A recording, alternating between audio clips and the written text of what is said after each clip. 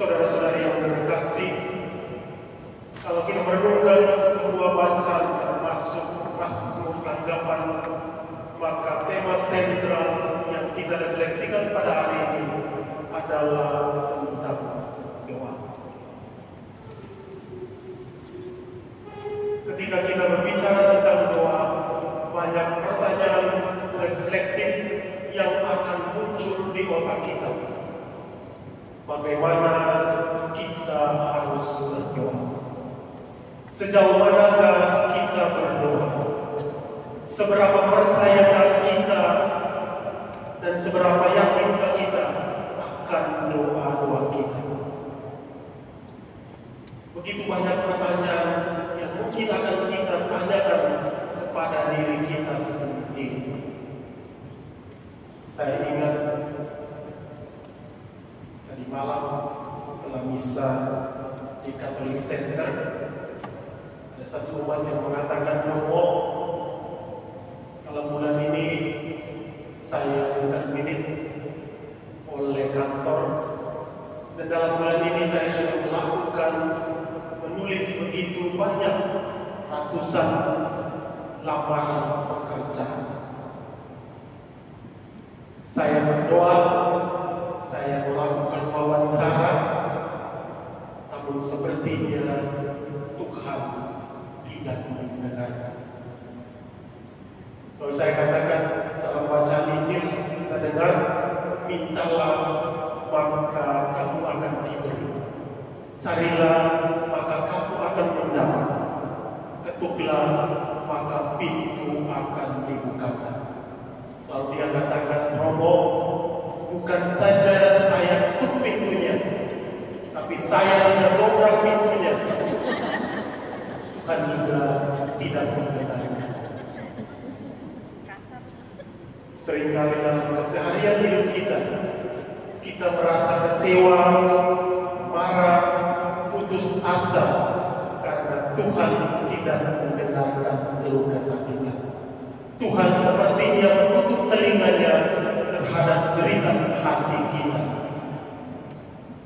Namun di sisi lain, Tuhan kita yang Maha Setia selalu mendengarkan doa kita. Dia menunggu waktu yang tepat untuk memberikan apa yang kita minta. Ini juga satu umat kami sudah usia 90-an tahun, jalannya jauh, tapi tiap hari jam 7.15 dia ikut misa harian. Lalu satu pagi dalam perjalanan dari rumah kami ke Merauke, saya ketemu dia, lalu saya tanyakan, "Opo, kosan mulai saya sambil misa lalu." Tapi apa yang dia katakan, apapun yang terjadi, saya harus mengikuti misa. Karena apa? Saya telah menerima banyak hal dari Tuhan, dan sebagai ungkapan syukur saya, satu-satunya adalah dengan mengikuti misa. Dan Bobo ini tiap hari ke gereja. Kalau hujan lebat, dia biasanya minta izin. Dia katakan, "Besok hujan lebat, bisakah saya tidak ikut misa?" Kita lihat bagaimana iman seorang yang sangat tua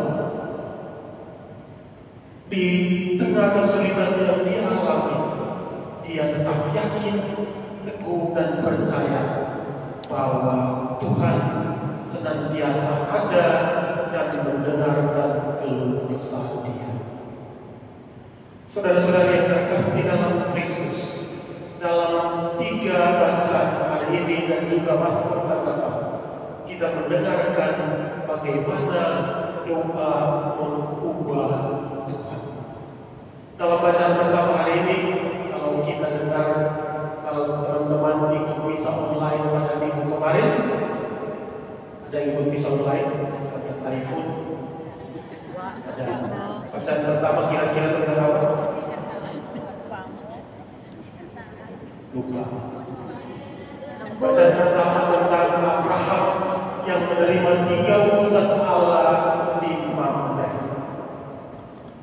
Lalu ketika mereka datang, dia menyiapkan segala sesuatu, makanan yang lezat untuk dimakan. Dan 2 utusan ini akan menuju ke Sodom dan Gomora yang kita dengar pada bacaan pertama hari ini. Sodom dan Gomora adalah 2 kota yang hidup penuh dosa. Mereka telah ditakdirkan oleh Tuhan untuk menghancurkan dan membunuh semua orang yang ada di kota itu. Namun Abraham yang penuh iman meminta dan melakukan tawar-menawar dengan Tuhan sendiri. Kalau sekiranya di antara banyak orang itu, banyak orang yang berdosa, ada 50 orang yang baik, apakah kamu menghancurkan mereka semua? Dari 50, 45, 40, 30, 20 sampai 10. Abraham melakukan penawaran karena ia yakin dan percaya bahwa Tuhan adalah Maha Rahim dan Maha Kasih. Selagi kita yakin dan percaya akan doa kita, pada akhirnya Tuhan merubah segala rencananya dan tidak membungkuk 2 kota ini. Dalam Mazmur tanggapan yang baru saja kita dengarkan, mengatakan bahwa Tuhan ketika aku meminta daripadamu, Engkau mendengarkan. Seruan kepercayaan diri kepada Tuhan bahwa apa yang akan kita minta, apa yang akan kita doakan akan diterima dan dikabulkan oleh Tuhan. Dan dalam bacaan Injil hari ini kita mendengarkan bagaimana ketika Yesus selesai berdoa, salah satu daripada muridnya mengatakan, Tuhan, ajarilah kami berdoa. Yesus memberikan 5 intisari pesan penting yang menjadi pedoman doa kita. 2 tentang mengagungkan Tuhan, dan 3 tentang permohonan kita. Dia mulai mengajarkan doa dengan mengatakan, Bapa, menyebut Tuhan sebagai Bapa, menggambarkan bagaimana relasi yang sangat dekat antara anak dengan bapaknya. Saya yakin dan percaya kita juga mengalami kasih dari Bapa kita masing-masing. Kalau kita mengalami kasih dan perlindungan dari Bapa kita, maka apa yang kita doakan juga menjadi kesempatan yang berawal kita melakukan hubungan yang erat dengan Tuhan Bapa kita. Saudara-saudara yang terkasih, sadar atau tidak, dalam keseharian hidup kita, seringkali kita juga tidak tahu berdoa, atau seringkali kita memiliki begitu banyak alasan untuk tidak berdoa. Kadang kita beralasan, saya sibuk, tidak ada waktu untuk berdoa. Saya sibuk, tidak ada waktu untuk ke gereja.